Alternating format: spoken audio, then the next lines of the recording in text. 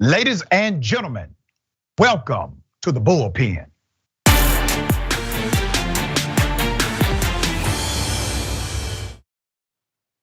My dear brother and friend, David Pakman of the David Pakman Show is on this show, national broadcaster and extraordinary individual. David, thank you for being on the show. How are you? My pleasure, I'm so glad to be here. All right, we're gonna chop it up about a couple of items, but let me start with what we have seen lately, this anti-Jewish rhetoric spewed by Kanye West, eaten up by individuals since, including white supremacists who are completely antithetical to the progress of anybody but white people and white supremacy. I don't want to presume what you feel about these elements, so I wanted to bring you on the show, allow you to express your sentiment, and let's talk about it openly. What are your thoughts? Yeah, I mean, listen, it's not surprising that such a prominent public figure repeating just about every common and typical anti-Semitic trope and stereotype is being met with a stunning amount of support. If you look at the YouTube comments on my channel, when I've talked about the things that Kanye West has said, there's a shocking number of people who go, listen, David, he's just right. He's just speaking the truth. And he's finally saying the things that the very Jewish media he criticizes don't allow to be said, which is just sort of it's a repetition, it's a recycling of the very tropes themselves. So similar to, I don't really think Donald Trump created more racism or xenophobia. I think he used the language that made people that believed a lot of this stuff more comfortable admitting it publicly. I think it's a similar thing with Kanye, but I do think to some degree there are folks who are just Kanye fans. They didn't think much about Jews one way or the other, who are only hearing this and saying, I don't know, maybe he is making some good points. So he actually may be convincing some people with some of this stuff. David, you bring up a good point, and every time I've done a story where I've highlighted the coalition between Jews and civil rights leaders, where I've talked about the insanity of Kanye West and his comments and commentary, and how really people that say they're woke are identifying with white supremacy now because Kanye said it. Every time I bring that up, go to the comment section, I get the same thing. I get people saying that I'm not black anymore, or somehow I'm contrary to progress of the black community. And I find it really interesting because it was Kanye West who said that slavery was a choice.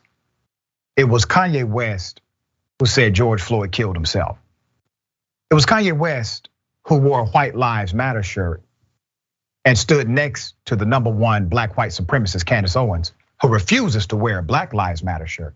It was him that did these things in contradiction to his own blackness and in contradiction to the community that first validated him. Let's be very clear. White America would not know who Kanye West was without Black America validating him first. We did that for him. And he has lived a life contrary now, currently, opposite of that sentiment and that approval that we gave him. So you hear this, you see what's happening. You see people are more emboldened, all right? Standing on bridges, etc. Where do you think this goes? I don't know where it goes. And the reason I say that is there is a soft anti-Semitism that exists. That's kind of the term I use, where there are folks who will say, yeah, I've heard the stereotypes, but at the end of the day, Jews are a privileged population in America, and so we don't really need to worry about it. Plus, a lot of these stereotypes are kind of positive. They sound like kind of pretty good things. So there is, unfortunately, I mean, listen, the hard right white supremacists, we know their view, but we have this other layer, which is this softer anti-Semitism that I find problematic as well. Because a lot of folks don't know necessarily, well, a lot of those stereotypes that sound kind of okay, I'd love people to say, hey, we're good at business. That sounds good. But what they don't understand are the discriminatory historical realities that led to that stereotype. The fact that it sounds positive, but what they're really saying is there is a concerted conspiratorial effort among Jews to control an industry there's a lot of other stuff wrapped up in it. And a lot of people just don't understand that. In their defense, everybody's busy living their lives, right? They're not necessarily bad people because they don't know this stuff, but the soft anti-Semitism can be very recalcitrant. It was Dr. King who said we should judge people based on the content of their character. There are individuals I am allied with because of their individual values. I understand that there are individuals inside of that group that may be completely contrary to my values. That goes for every demographic, including the Jewish demographic. There are those who are absolutely for me. There are those who may not be. But we even find that in the movement for Black Lives. We found that during the time of Dr. King. My college students were shocked when I told them less than 10% of churches would even allow Dr. King to speak at their churches. Only 6% of America was actually in support of Dr. King based on a survey done by NBC when he was living. So the curated Dr. King we have today, the more digestible Dr. King we have today, was not a digestible individual back then, according to the sentiment of the majority of Americans, and even the majority of preachers who would not allow him, Black preachers in particular, who would not allow him to step foot in their church. But that doesn't mean that I'm now anti-Black people or anti-Black church or anti this or anti that. I'm still connecting with people based on values and based on the content of their character. How do you think we lost this, David, at some point? I don't know. And again, like you say, every demographic group in the United States has examples of everything. And one of the things that I am sort of very disappointed by and upset by is what was historically a really important alliance between Jewish folks and Black folks in the United States that has to a little bit of a degree been ruptured because of some anti-Semitism within the Black community. And I told the story on my show, the famous Mississippi burning story, where 3 people were killed. 2 of the 3 people were Jewish folks from New York City who understood the goals here are so similar between our groups of people. The historical circumstances have similarities, although they are not by any means the same. There are important value similarities where we should be allied here rather than butting heads. And it's disappointing to see that in certain enclaves that has completely broken down. I finished doctoral studies at Clark Atlanta University. Clark Atlanta University has a connection to W.E.B. Du Bois. And we've always considered him to be one of our strong Black scholars. Obviously, he was a Black intellectual, but he also understood the necessity of Black progress in America. And so he created coalitions with Jewish Americans. And those coalitions were very strong, including the NAACP, which was a Jewish Black coalition initially in the foundation of it. But he also received criticism from people like Marcus Garvey.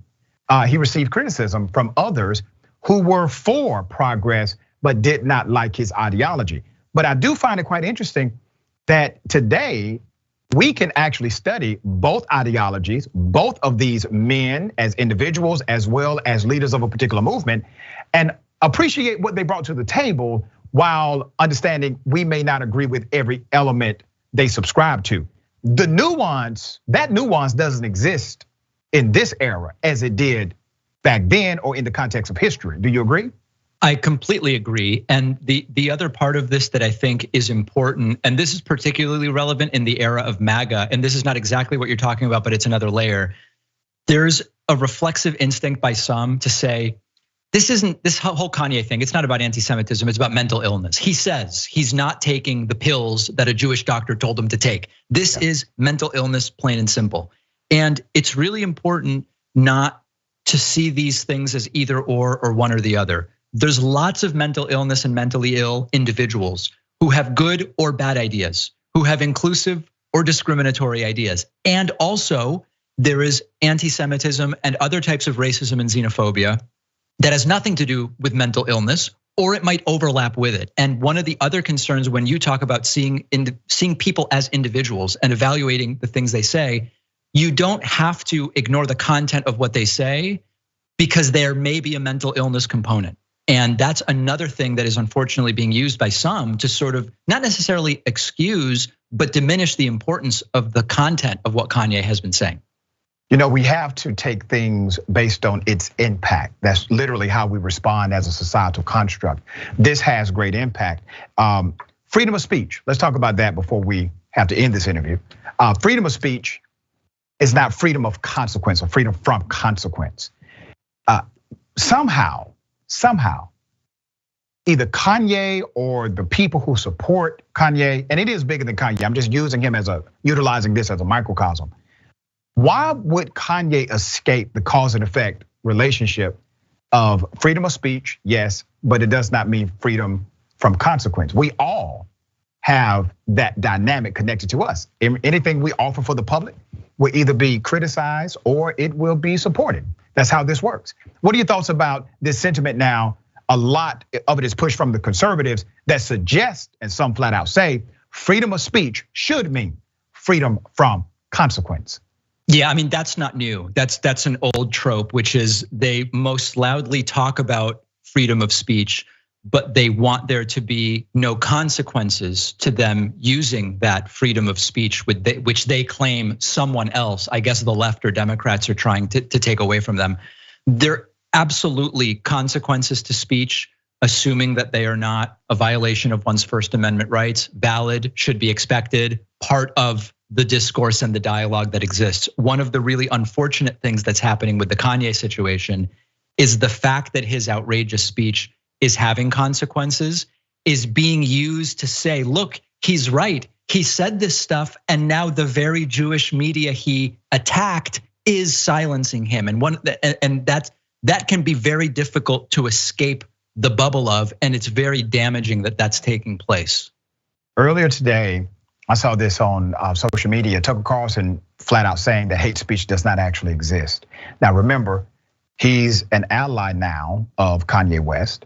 Kanye West, I think, is more strategic than most people give him credit for, because he goes out of his way, David, to not offend racist white people. What are your thoughts on that? 100%. And I don't know whether these are ideas that we've heard over the last 3 weeks from Kanye that he stumbled upon himself, or whether people have been suggesting or giving him some of this material. But the material is aligning absolutely perfectly with what a lot of those racist folks already believe. And much like with Trump, they heard a little kernel of something that sounded pretty good. They're hearing it from Kanye right now. David, always a pleasure, dear brother, talking to you. I appreciate what you continue to do in your advocacy and your platforms.